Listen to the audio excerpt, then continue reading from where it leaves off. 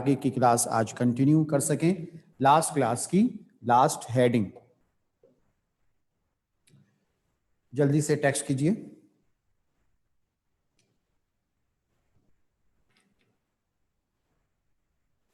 Life cycle of malaria complete. बस ये last heading थी हमारी, इसके आगे नहीं पढ़ाया अभी।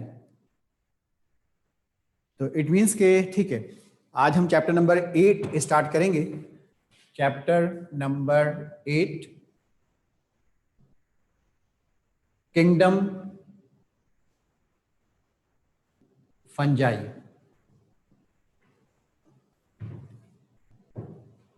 Kingdom fungi. इस चैप्टर से पिछले 12 सालों में सिर्फ 3 क्वेश्चंस बने, वो भी बहुत ही स्ट्रेट फॉरवर्ड क्वेश्चंस। तो ये चैप्टर बहुत ज़्यादा इंपॉर्टेंस नहीं रखता, ठीक है। तो जितनी वर्थ है इतनी मेहनत करें, कोशिश करें कि उसको हम जल्द से जल्द याद करने, कंप्लीट करने, चैप्टर पूरा करना है, सारी चीज़ें करनी है, ठीक है। इस चैप्टर की 2 क्लासेस होंगी, एक आज और एक इंशाल्लाह आने वाले दिनों में।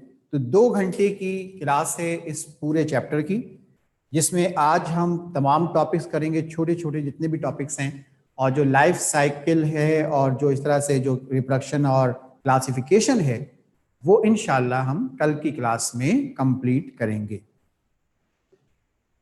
किंगडम फंजाई, फंजाई की स्टडी को कहते हैं माइकोलॉजी। क्या कहते हैं? Mycology. Mycology means study of fungi, ठीक है। Mycology means study of fungi. Fungi के अंदर कुछ कैरेक्टर्स होते हैं प्लांट लाइक, और कुछ कैरेक्टर्स होते हैं एनिमल लाइक। तो सबसे पहले हम प्लांट लाइक और एनिमल लाइक कैरेक्टर्स पे कंसंट्रेट करें। तो हमें एक प्लांट लाइक कैरेक्टर मिलता है कि इसके अंदर सेल वॉल प्रेजेंट होता है, सेल वॉल। तो सेल वॉल का होना ये प्लांट लाइक कैरेक्टर, ठीक है। सेल वॉल का होना प्लांट लाइक कैरेक्टर। लेकिन ये सेल वॉल सेलुलोज से बना हुआ नहीं है, बल्कि ये सेल वॉल फंगल सेलुलोज से बना हुआ है। ये आम सेलुलोज नहीं है, ये फंगल सेलुलोज किसे कहते हैं? ये बेसिकली काइटन है, ठीक है, जिसे हम फंगल सेलुलोज का नाम देते हैं। तो काइटन से बनी हुई है इसकी सेल वॉल। तो सेल वॉल का होना प्लांट लाइक कैरेक्टर है, लेकिन इस सेल वॉल के अंदर काइटन का होना एनिमल लाइक कैरेक्टर है।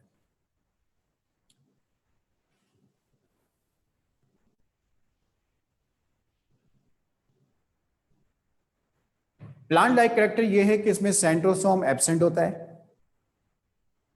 सेंट्रोसोम एब्सेंट होता है। और एनिमल लाइक कैरेक्टर यह है कि इसमें प्लास्टिड्स एब्सेंट होंगे, प्लास्टिड नहीं होगा। तो प्लास्टिड का नहीं होना एनिमल लाइक कैरेक्टर, और सेंट्रोसोम का नहीं होना प्लांट लाइक कैरेक्टर है। एक और प्लांट लाइक कैरेक्टर यह है कि ये नॉन मोटाइल हैं, मूव नहीं कर सकते। जैसा बड़े प्लांट्स मूव नहीं करते, इसी तरीके से ये भी मूव नहीं करते, ठीक है। यहां पे मूवमेंट का असल मकसद जो है वो लोकोमोशन है, यानी कि जगह तब्दील नहीं होती। और एनिमल लाइक कैरेक्टर ये है कि ये हेटेरोट्रॉफिक है, यानी कि अपनी ग़िज़ा खुद नहीं बनाते, बल्कि अपनी ग़िज़ा डिफरेंट सोर्सेज से हासिल करते हैं, ठीक है। तो ये हेटेरोट्रॉफिक हैं और अपनी ग़िज़ा डिफरेंट सोर्सेज से हासिल करते हैं।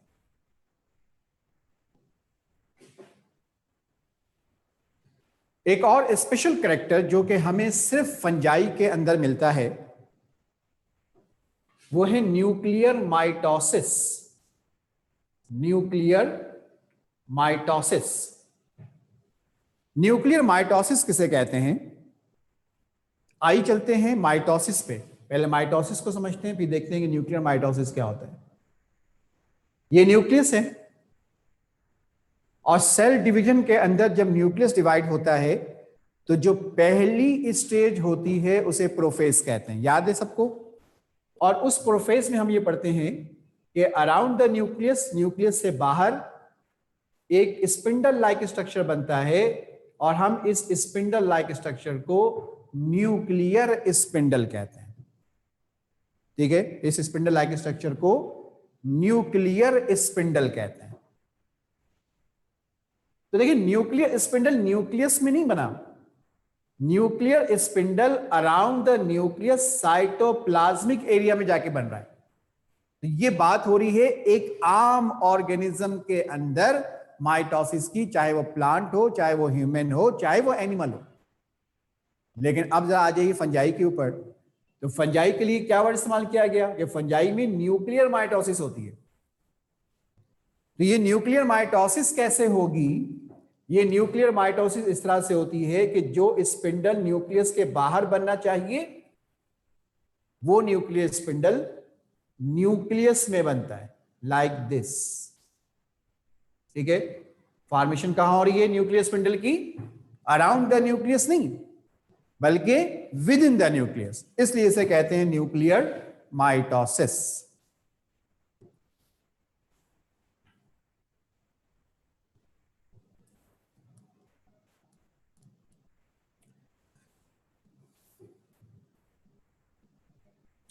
फंजाई की बॉडी, जिसके बारे में हम पहले भी डिस्कस कर चुके हैं कि फंजाई की बॉडी एक ऐसी बॉडी है जिसमें रूट, स्टेम, लीव्स, तीनों चीजें एब्सेंट होती हैं। ना इसमें रूट है, ना स्टेम है, और ना इसमें लीफ है। याद होगा चैप्टर 7 में पढ़ाया था कि एक ऐसी बॉडी जिसमें रूट, स्टेम, लीव्स एब्सेंट हो, हम उसे माइसीलियम कहते हैं। तो फंजाई की बॉडी को माइसीलियम कहेंगे क्योंकि उसमें रूट, स्टेम और लीव्स नहीं होती।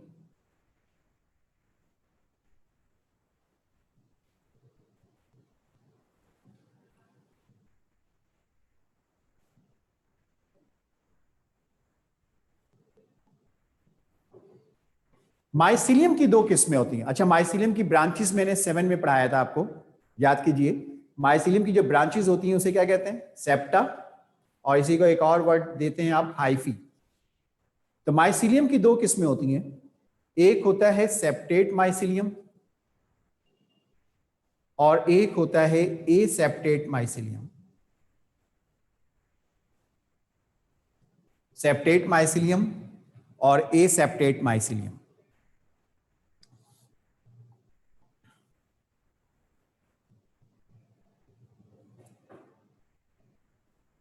सेप्टेट माइसीलियम किसे कहते हैं? जिसमें सेप्टा डिवाइडेड होता है, माइसीलियम डिवाइडेड होता है।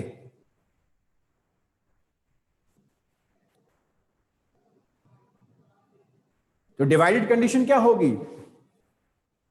दो कंडीशन बनेंगी, एक को कहेंगे प्राइमरी माइसीलियम, दूसरे को कहेंगे सेकेंडरी माइसीलियम।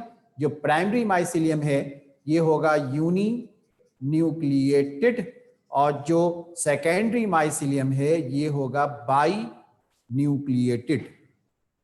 प्राइमरी यूनी, एक न्यूक्लियस, और सेकेंडरी बाई न्यूक्लिएटेड, दो न्यूक्लियस। तो जो सेप्टेट माइसीलियम है, कैटेगरी नंबर 1 सेप्टेट माइसीलियम, इसका सेप्टा माइसीलियम डिवाइडेड है, और डिवाइडेड होने के बाद दो कंडीशन बनी, डिवाइड हुआ, दो कंडीशन बनी, primary mycelium with uninucleated और सेकेंडरी माइसीलियम बाई न्यूक्लिएटेड।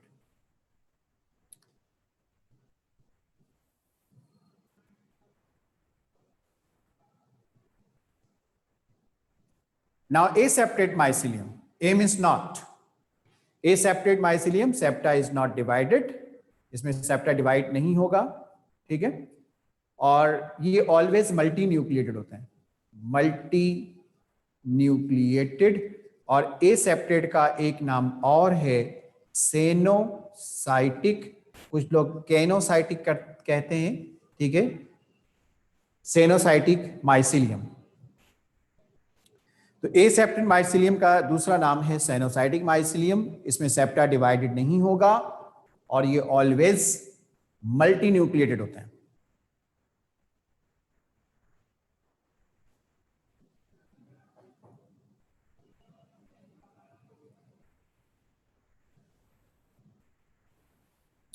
तो ये था इंट्रोडक्शन ऑफ किंगडम फंजाई, जिसमें हमने जिक्र किया कि इसमें प्लांट लाइक कैरेक्टर्स कौन से हैं, एनिमल लाइक कैरेक्टर्स कौन से हैं, न्यूक्लियर माइटोसिस क्या होता है और माइसीलियम की कंडीशंस क्या होती हैं। आइए चलते हैं इस चैप्टर के पहले टॉपिक पे, और पहला टॉपिक है types of fungi on the basis of nutrition. Types of fungi on the basis of nutrition.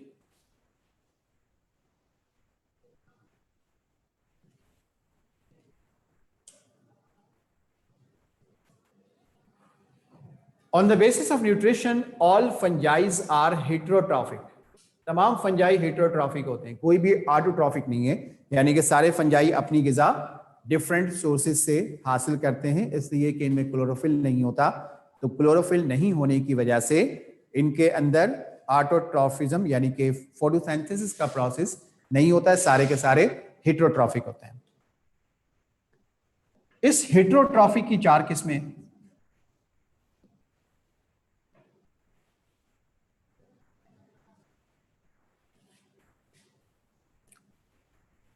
Number 1 parasite, number 2 saprophyte, number 3 predators, and number 4 symbionts.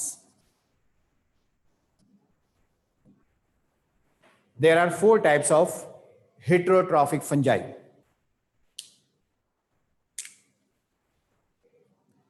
सबसे पहले जिक्र है पैरासाइट्स का। एक बात जो मैं आपसे पहले भी डिस्कस कर चुका हूं चैप्टर 6 में, और आज दोबारा उस बात को डिस्कस किया जा रहा है कि चैप्टर 6 और चैप्टर 8 यानी कि बैक्टीरिया और फंजाई में कुछ बातें कॉमन है। ठीक है, तो बहुत सारी ऐसी चीजें जो कि हम चैप्टर नंबर 6 में इन डिटेल पढ़ चुके हैं, तो यहां पे हम क्विकली रिव्यू करते हुए हम आगे जाएंगे। जैसे कि पैरासाइट्स, आप जानते हैं पैरासाइट्स क्या होते हैं। Parasites are host dependent organism, ऐसे ऑर्गेनिज्म जो अपने होस्ट पर डिपेंड करते हैं, ऐसे ऑर्गेनिज्म जो अपने होस्ट पे डिपेंड करते हैं।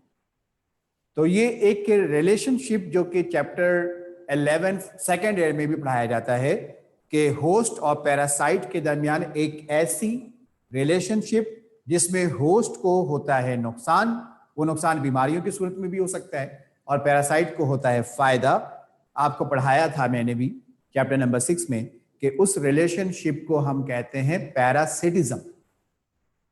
तो यहां पे जो पैरासाइट्स हैं ये अपने होस्ट के साथ जो कम्युनिकेशन करेंगे वो रिलेशनशिप कहलाएगी पैरासिटिज्म। एक ऐसी रिलेशनशिप जिसमें होस्ट को होगा नुकसान और पैरासाइट को होगा फायदा।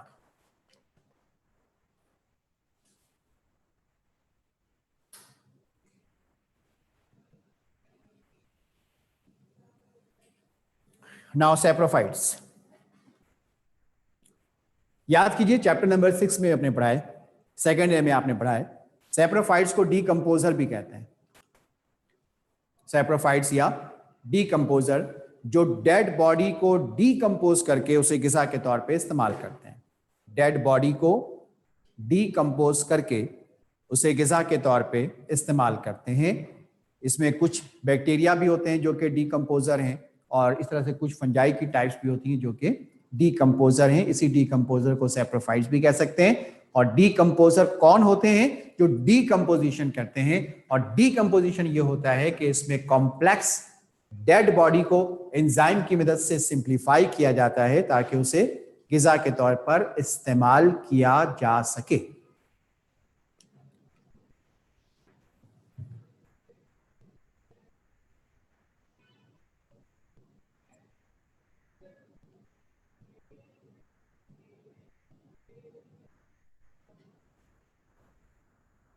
Now predators.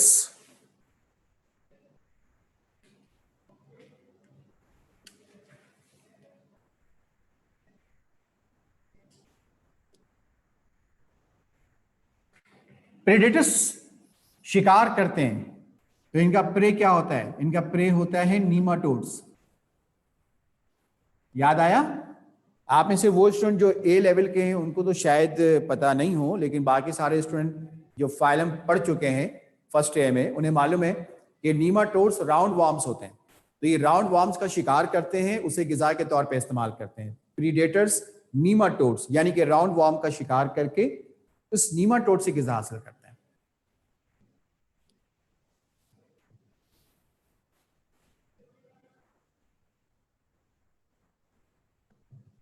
नाउ सिम्बियॉन्ट्स, थोड़ा सा मैं क्विकली रिव्यू दे दूं आपको। चैप्टर 6 में पढ़ाया था कि ऐसे होस्ट और पैरासाइट जो आपस में एक दूसरे को नुकसान ना पहुंचाएं। ठीक है, बहुत सारे लोग डेफिनेशन गलत करते हैं। सही डेफिनेशन यह है कि एक ऐसी रिलेशनशिप जिसमें होस्ट और पैरासाइट ये दोनों आपस में एक दूसरे को नुकसान नहीं पहुंचाएं। अब इसका क्या मतलब हुआ नुकसान नहीं पहुंचाएं? इसका मतलब ये हुआ कि या तो दोनों को एक दूसरे से फायदा होगा, या दूसरा कॉन्सेप्ट ये होगा कि एक को फायदा होगा और दूसरा न्यूट्रल होगा, ना उसे फायदा होगा ना उसे नुकसान होगा। सही, यानी कि इस कम्युनिकेशन में, इस रिलेशनशिप में नुकसान का एलिमेंट नहीं है, या तो फायदा या फिर न्यूट्रल, ना फायदा ना नुकसान। तो ऐसी रिलेशनशिप को हम कहते हैं सिम्बायोसिस। यकीनी तौर पे आप सबको याद होगा, तीसरी दफा पढ़ रहे हैं आप। सेकेंड है चैप्टर 11, फर्स्ट है चैप्टर 6 और आज फर्स्ट है चैप्टर 8। मजमूई तौर पे तीसरी दफा आप ये हेडिंग जो है डिस्कस कर रहे हैं। तो सिम्बायोसिस रिलेशनशिप है। कौन सी रिलेशनशिप? जिसमें होस्ट और पैरासाइट में से किसी को भी नुकसान नहीं होता। तो ऐसे होस्ट और पैरासाइट सिम्बियॉन्ट्स कहलाते हैं।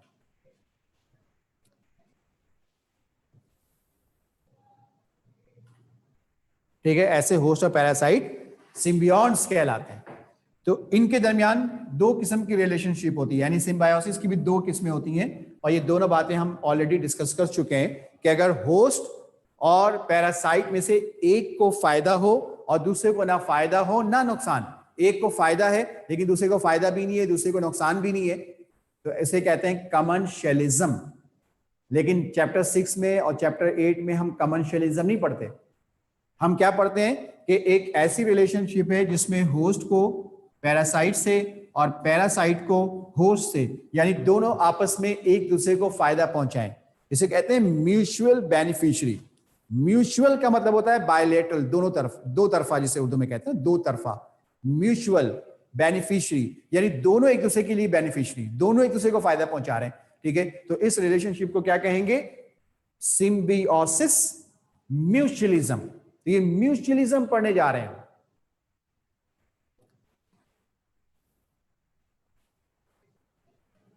अब इसकी दो एग्जाम्पल्स हैं इस चैप्टर के अंदर।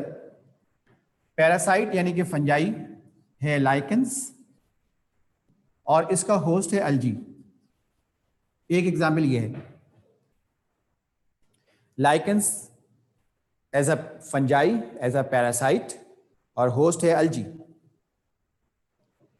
और दूसरी एग्जाम्पल है माइकोराइजिया। माइकोराइजिया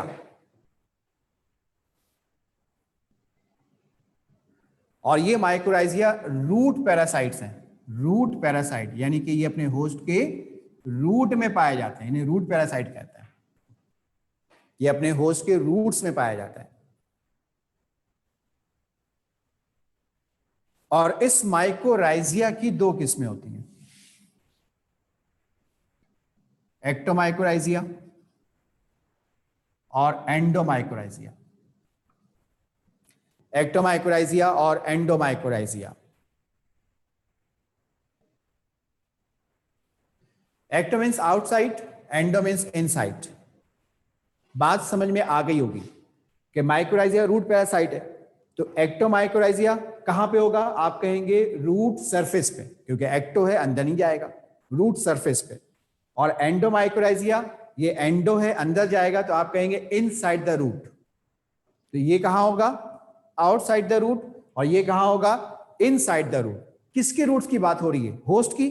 और उस होस्ट की एग्जाम्पल है एक्टोमाइकोराइजिया के अंदर पाइनस और एंडोमाइकोराइजिया के अंदर ऑर्चिड्स।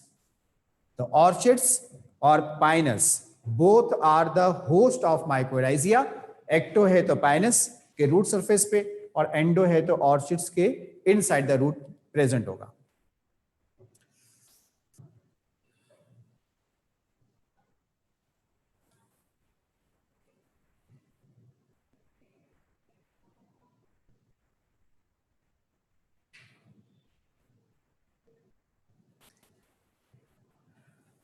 आइए देखते हैं कि एक्टो एंडो माइकोराइजिया, दो एग्जाम्पल ये हो गई, और एक लाइकेंस। मजमूई तौर पे 3 एग्जाम्पल्स हो गई, एक्टोमाइकोराइजिया, एंडोमाइकोराइजिया, लाइकेंस।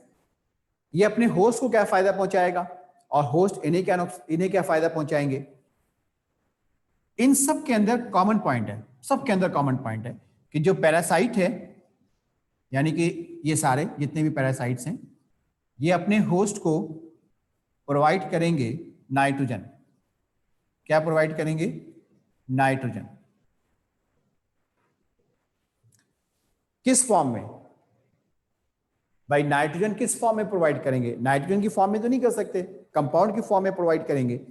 वो कंपाउंड नाइट्राइट हो सकता है NO2, या नाइट्रेट हो सकता है NO3। नाइट्राइट NO2 या नाइट्रेट NO3।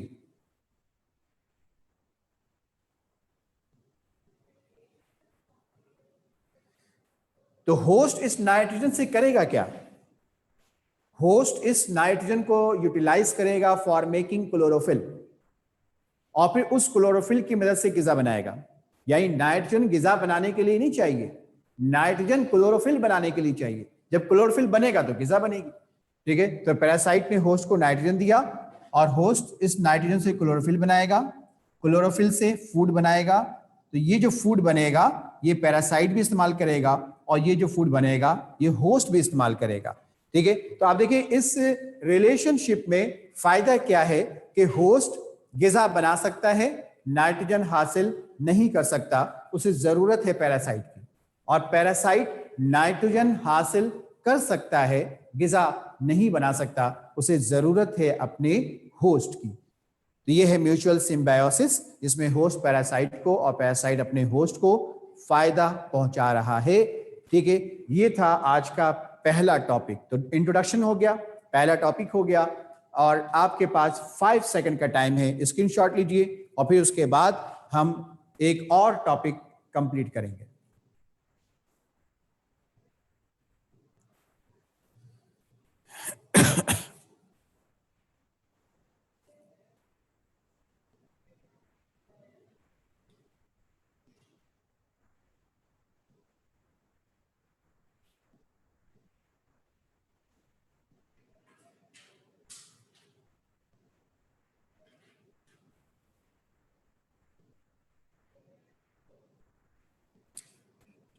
नेक्स्ट टॉपिक है सिग्निफिकेंस ऑफ फंजाई, और पास्ट पेपर में यहाँ मैंने जो आपसे कहा था कि 3 क्वेश्चन तकरीबन बने हैं इस चैप्टर से पिछले 12 सालों में, उसमें से एक क्वेश्चन सिग्निफिकेंस से भी बना है।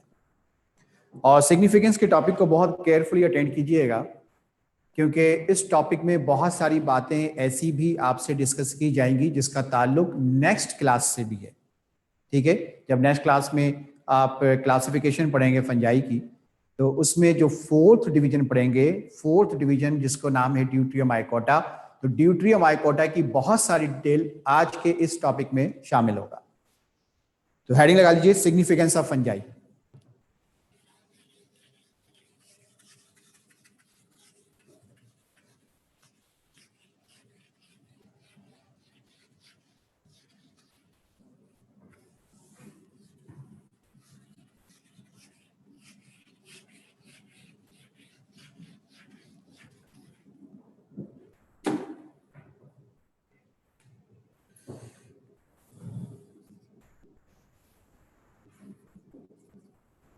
सिग्निफिकेंस ऑफ फंजाई, आप जानते हैं कि बायोलॉजी में सिग्निफिकेंस हम 2 एस्पेक्ट से डिस्कस करते हैं, यूजफुल और हार्मफुल। तो सबसे पहले बात करेंगे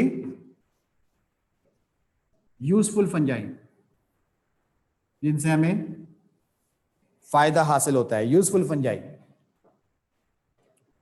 इसमें भी बहुत सारी हेडिंग्स वही हैं जो हम चैप्टर नंबर 6 में भी पढ़ चुके हैं।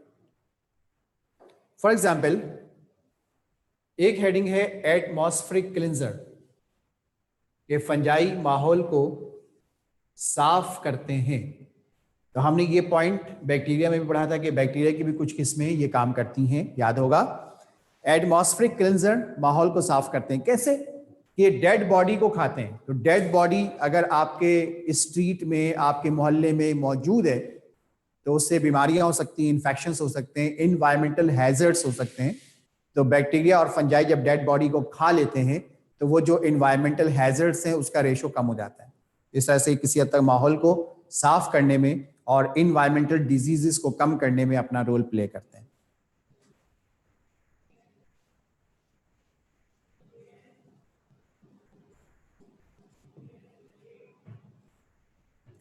Soil fertility,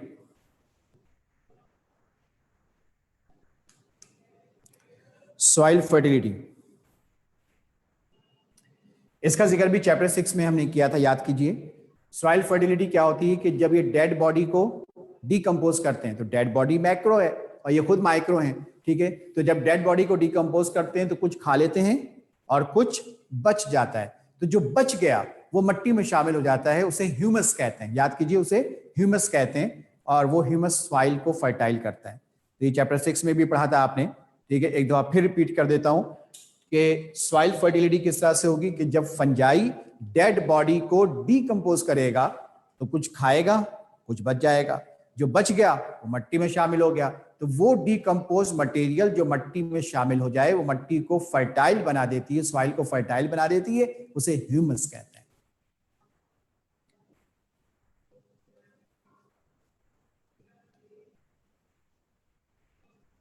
as a food, इसका जवाब आप दे सकते हैं। कौन सी फंजाई गिजा के तौर पे इस्तेमाल होती है? कौन सी फंजाई गिजा के तौर पे इस्तेमाल होती है? तो आप सबका आंसर होगा मशरूम। लेकिन याद रखिएगा, मशरूम की एक टाइप होती है टोड, TOAD, टोड मशरूम। तो जो टोड मशरूम होते हैं वो पॉइजनस होते हैं।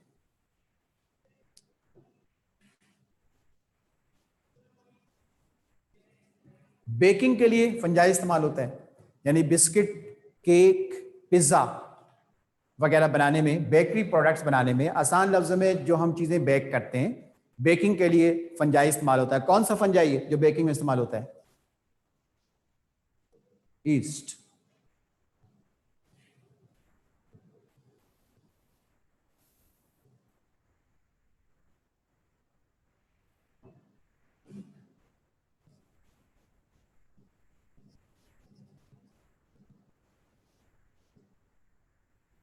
Number 5, industrial fungi.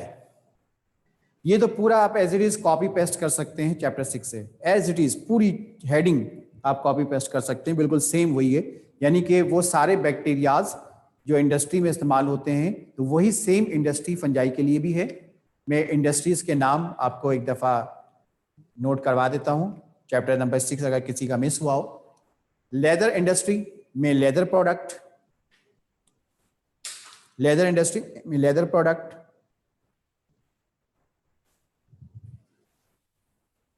Textile industry में, टेक्सटाइल इंडस्ट्री में फैब्रिक्स, कपड़े बनाने में,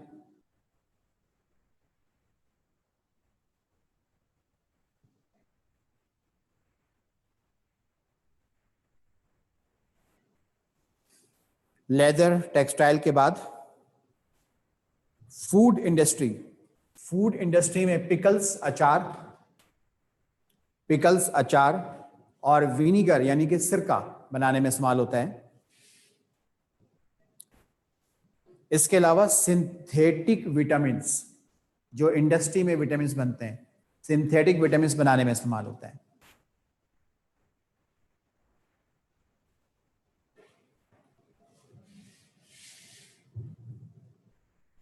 dairy farm industry, dairy farm industry में चीज, बटर और योगर्ट बनाने में इस्तेमाल होता है। यहां पे एक बात बता दूं मैं आपको कि कुछ सिलेबस में डेयरी फार्म इंडस्ट्री का जिक्र है और कुछ में नहीं है। और यहां पे एक चीज मेंशन कर दूं प्रॉपर वे में कि जिन किताबों में डेयरी फार्म का जिक्र नहीं है वो सही है, क्योंकि डेयरी फार्म इंडस्ट्री में बैक्टीरिया यूटिलाइज होता है, फंजाई यूटिलाइज नहीं होता। लेकिन कुछ सिलेबस में फंजाई का भी हमें जिक्र मिलता है कि फंजाई भी डेयरी फार्म इंडस्ट्री में यूज होते हैं, ठीक है। नंबर 5 के बाद है नंबर 6 क्लिनिकल फंजाई, यानी वो फंजाई जो मेडिसिन बनाने में इस्तेमाल होता है। एक फंजाई की टाइप है पेनिसिलियम, ये फंजाई है पेनिसिलियम, और इससे मेडिसिन बनती है। मेडिसिन का नाम है पेनिसिलिन, और इस पेनिसिलिन को सबसे पहले जिन्होंने बनाया वो फार्मासिस्ट थे फ्लेमिंग। ठीक है, दोबारा सुने, पेनिसिलियम फंजाई है, और इस पेनिसिलियम से जो सबसे पहली एंटीबायोटिक मेडिसिन बनी वह है पेनिसिलिन, और इसको किसने बनाया? फ्लेमिंग ने। तो पेनिसिलिन ब्रॉड स्पेक्ट्रम एंटीबायोटिक है जो कि पिछले कई सदियों से, सेंचुरीज से मुस्तकिल इस्तेमाल हो रहा है। इसके अलावा कुछ और मेडिसिन हैं जैसे कि टेरामाइसिन, जैसे कि क्लोरोमाइसिटिन, जैसे कि स्ट्रेप्टोमाइसिन, ये भी फंजाई से बनते हैं अकॉर्डिंग टू योर सिलेबस। ठीक है, so these are all about the useful fungi. Now harmful fungi.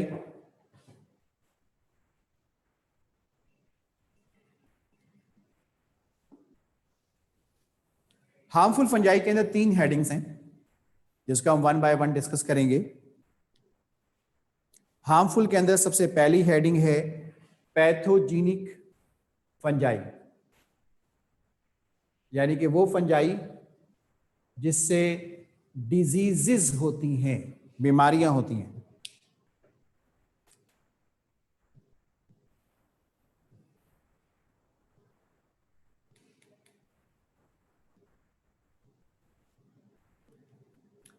Pathogenic fungi के अंदर एक प्रॉब्लम बहुत कॉमन है जो कि आप 9th क्लास से पढ़ते हुए आ रहे हैं।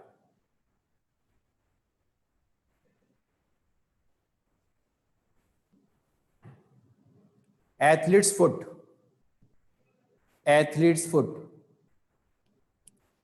एथलीट्स का मतलब होता है प्रोफेशनल स्पोर्ट्समैन। कभी कभी क्रिकेट हॉकी खेलने वालों को एथलीट्स नहीं कहते, प्रोफेशनल स्पोर्ट्समैन।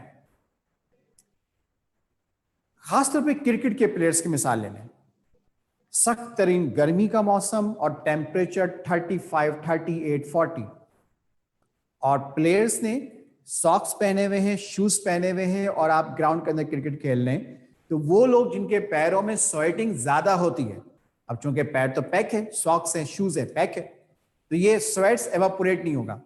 नतीजा क्या निकलेगा? नतीजा ये निकलेगा कि वो स्वेट्स पहले आपकी स्किन के अंदर या आपके सॉक्स में एब्जॉर्ब होगा, तो अगर सॉक्स में एब्जॉर्ब होगा वापस, तो फिर वहां से दोबारा ये रीडिफ्यूज होगा आपके स्किन के अंदर, यानी कि स्किन के अंदर से सॉक्स में गया, सॉक्स से वापस स्किन में। ठीक है, इससे फंगस पैदा होता है। ठीक है, खासतौर पे उन लोगों के अंदर ये कॉमन है जो कि अपने सॉक्स को प्रॉपरली चेंज नहीं करते। ठीक, तो जिनके पैरों में स्वेटिंग ज्यादा होती है उनको ये एडवाइस दी जाती है कि आप सॉक्स और शूज पहनने के बजाय ओपन स्लीपर पहने ताकि जो स्वेट्स बने वो एवापोरेट हो। और ये प्रॉब्लम उन लोगों में भी कॉमन है जो एथलीट्स नहीं है लेकिन पैरों में स्वेटिंग ज्यादा होती है, और उन लोगों में भी कॉमन है जिनकी आदत है, कभी कभी की बात नहीं, उनकी आदत है कि वो गीले पैर में सॉक्स पहनते हैं, शूज पहनते हैं और ऑफिस या कॉलेज चले जाते हैं। ठीक है, इसमें होता है क्या है, स्किन पे एलर्जी होगी, दाने निकल आएंगे, स्किन रेड हो जाती है और स्किन उधड़ने लग जाती है, इसको इंग्लिश में कहते हैं piling of skin, piling of skin. ठीक है, तो पहले स्किन पे एलर्जी हुई, दाने निकले, ब्लिस्टर फॉर्मेशन हुई, दाने निकले। ठीक है, फिर उसमें ईचिंग होती है, बर्निंग सेंसेशन होती है, ज्यादा ईचिंग होगी, ईचिंग करते करते स्किन उधड़ने लग जाती है।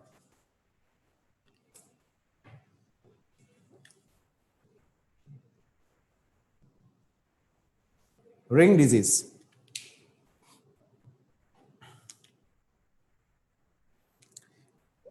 रिंग डिजीज क्या है? स्किन के ओपन एरियाज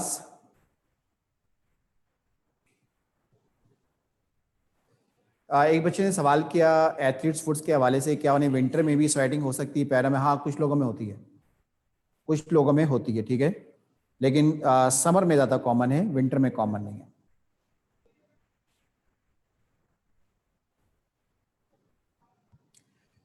डिजीज डिजीज से पहले जो मेडिसिन के नाम लिखे हुए थे, उसमें आखिरी जो मेडिसिन है वो स्ट्रेप्टोमाइसिन है, लास्ट वाली, सबसे नीचे वाली। उससे ऊपर क्लोरोमाइसिटिन है, उससे ऊपर टेरामाइसिन है, ठीक है। रिंग डिजीज किसे कहते हैं? स्किन के ओपन एरियाज, स्किन के ओपन एरियाज, जैसे कि फेस है, नेक है, हैंड है, आर्म्स है, फुट है। स्किन की जो ओपन एरियाज हैं, इस पे रेडिश, ब्लैकिश, ब्राउनिश छोटे छोटे से स्पॉट्स बन जाते हैं। रेडिश, ब्लैकिश, ब्राउनिश, कोई भी कलर हो सकता है, ठीक है, छोटे छोटे से स्पॉट्स बन जाते हैं, इसे रिंग डिजीज कहते हैं, ठीक है। समटाइम उसमें ईचिंग भी होती है। आपने एक क्रीम का इश्तिहार देखा होगा, रिंग गार्ड क्रीम, ये एंटी फंगल होता है, या कोई भी एंटी फंगल ऑइंटमेंट लगाने से सही हो जाता है। नंबर 3,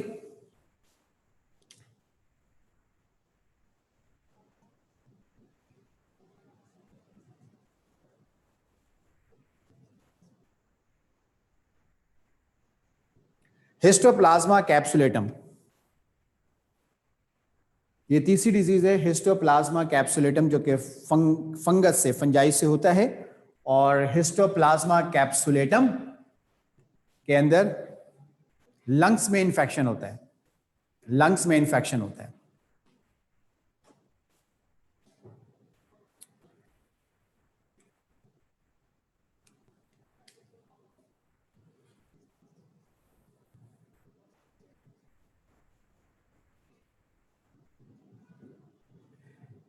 नाउ नेक्स्ट प्रॉब्लम है कैंडिडाइसिस।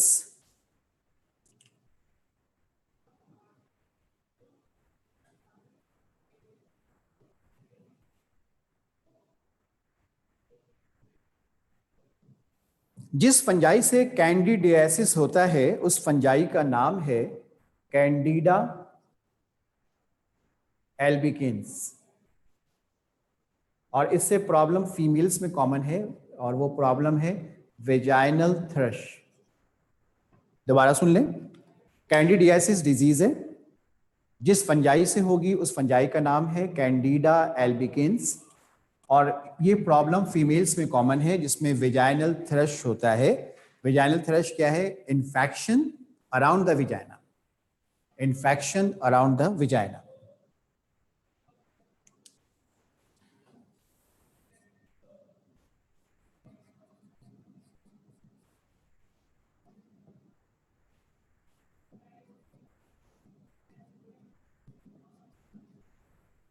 ये लास्ट 2 प्रॉब्लम्स हैं अकॉर्डिंग टू सिलेबस, पेनिसिलोसिस और एस्परजिलोसिस।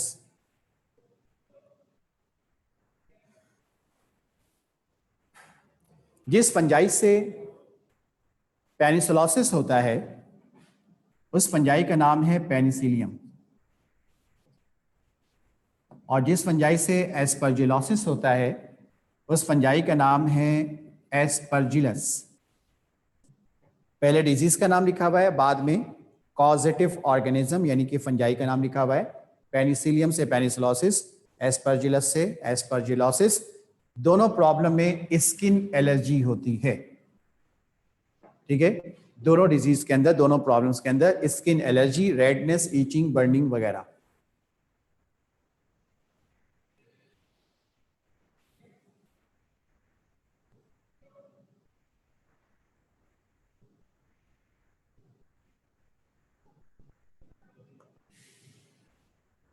हार्मफुल के अंदर सेकंड हेडिंग है, सेकंड कैटेगरी, फूड स्पॉइलिश फंजाई, यानी कि वो फंजाई जो हमारी गिजाओं को खराब करती है, ठीक है, वो फंजाई जो हमारी गिजाओं को खराब करती है। इसमें 3 प्रॉब्लम्स हैं चैप्टर 6 वाली, पहले वो पढ़ा देता हूं, जो चैप्टर 6 में भी आप पढ़ चुके हैं। इसमें एक है सिट्रस कैंकर,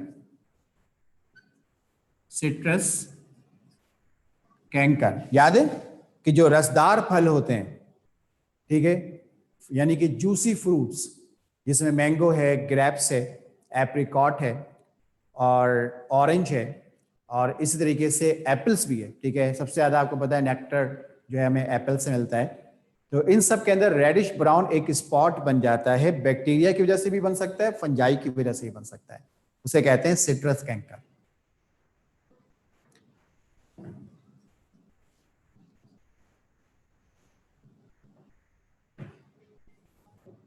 एक तो रिंग डिजीज अभी आप पढ़ लेते थोड़ी देर पहले, वो तो रिंग डिजीज थी जो कि इंसानों में हो रही थी, और ये जो रिंग प्रॉब्लम है ये चावलों में और दालों में होता है। कभी गौर से देखिएगा, पुराना स्टॉक हो आपके घर में, चावल या दाल, दाल स्टॉक करने का कॉन्सेप्ट कम है, चावल स्टॉक करने का कॉन्सेप्ट ज्यादा है। तो उस पुराने स्टॉक के अंदर चावलों में हाथ डालें, ठीक है, तो आप देखेंगे इसमें कुछ दाने ऐसे निकलेंगे जिसमें एक जाल सा बना हुआ होगा, ठीक है। उस दाने को पकड़ लें जिसमें जाल बना हुआ, तो उसमें मजीद कुछ दाने इस तरह से हैंगिंग कंडीशन में होंगे और उसको गौर से देखें तो उसका टेक्सचर नॉर्मल नहीं होगा, ठीक है। इस प्रॉब्लम को रिंग कहते हैं। तो चावलों में, दालों में ये प्रॉब्लम कॉमन है जिसमें एक जाल सा बन जाता है। ये दोनों प्रॉब्लम चैप्टर 6 में आपने पढ़ा था। ये प्रॉब्लम बैक्टीरिया, फंजाई दोनों से हो सकती है। तीसरी प्रॉब्लम है फायर ब्लाइट, और इसी को हम लेड ब्लाइट भी कहते हैं, फायर ब्लाइट या लेड ब्लाइट। इसमें क्या होगा, फायर ब्लाइट या लेड ब्लाइट में क्या होगा, ठीक है, जिस फायर का मतलब होता है आग, जिस तरह से कोई चीज आग से जल जाए तो ब्लैक निशान छोड़ देती है, इस तरीके से आलू को कट करें तो समटाइम उसमें एक ब्लैक स्पॉट होता है, और ये ब्लैक स्पॉट फंजाई की वजह से होता है। वो हमने पढ़ा था, याद कीजिए चैप्टर 7 में, ऊमाइकोटा, ठीक है। तो ये ब्लैक स्पॉट फंजाई की वजह से होता है, उसको फायर ब्लाइट भी कहते हैं, उसको लेड ब्लाइट भी कहते हैं। तो ये तीन प्रॉब्लम्स वो हैं जो हम चैप्टर 6 में भी पढ़ चुके हैं, जिसमें से मैंने चैप्टर 6 में भी कहा था कि शुरू की जो दो प्रॉब्लम है बैक्टीरिया फंजाई दोनों से होती है, लेकिन जो तीसरी प्रॉब्लम है वो बुक में मिस्टेक है, ठीक है। तीसरी प्रॉब्लम का ताल्लुक सिर्फ फंजाई से है।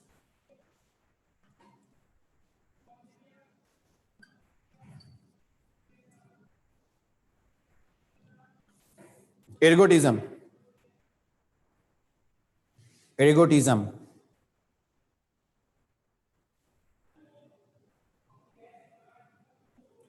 What is ergotism? उर्दू में आपने एक चीज का नाम सुना होगा, शायद देखा भी हो, राई का दाना, महावरतन भी इस्तेमाल करते हैं, हकीकतन होता है ये राई का दाना, इर्गोट, ठीक है। इर्गोटिज्म इर्गोट में लगने वाला फंगस और इन्फेक्शन है, यानी कि राई का दाना जो इतना छोटा होता है, इर्गोट जो इतना छोटा होता है, फंजाई उसको भी नहीं छोड़ता, उसको भी खराब कर देता है।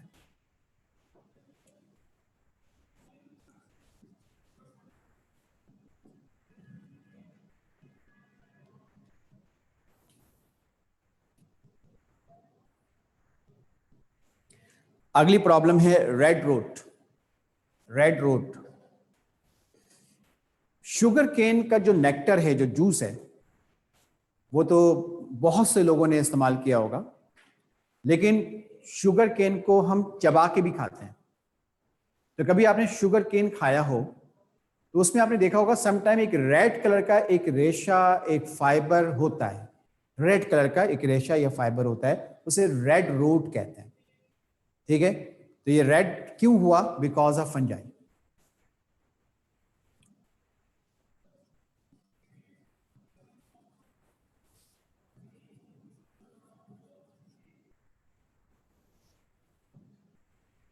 और लास्ट है पॉडरी मिल्ड्यू।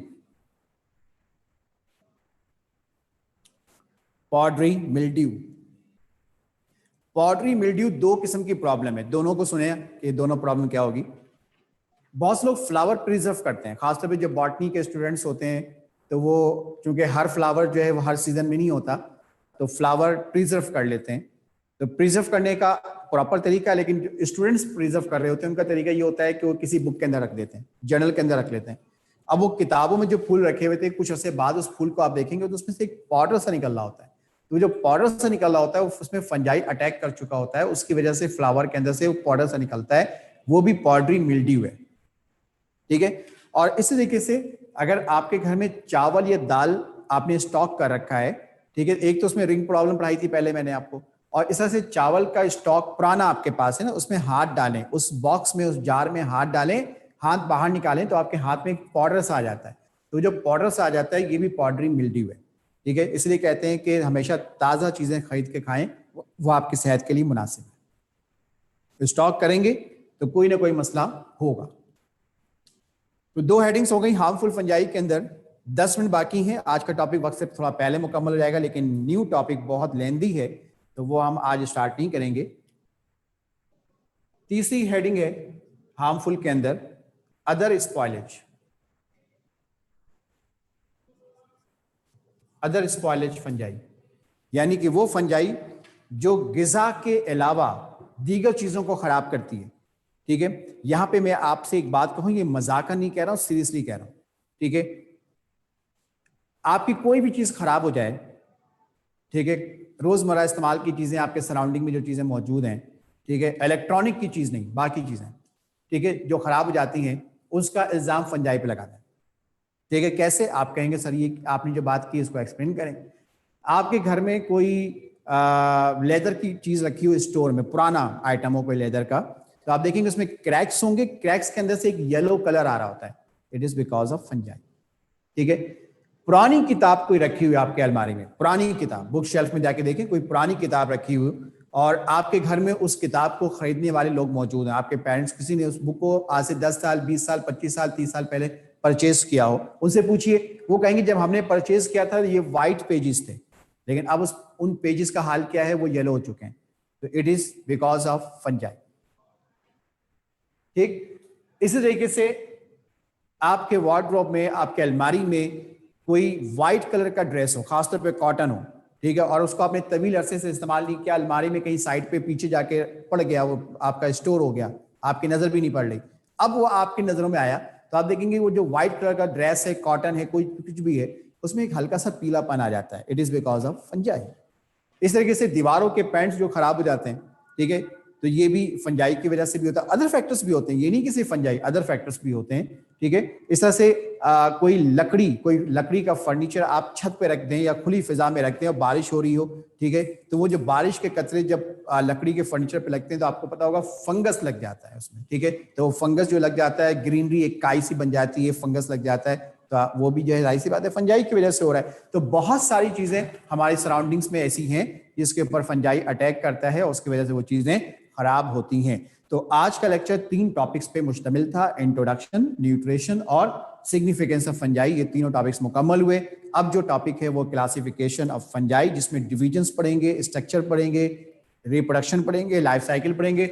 ये सारी बातें इंशाअल्लाह हम नेक्स्ट क्लास में कवर करेंगे। आज की क्लास यहाँ मुकम्मल करते हैं। अल्लाह हाफिज़।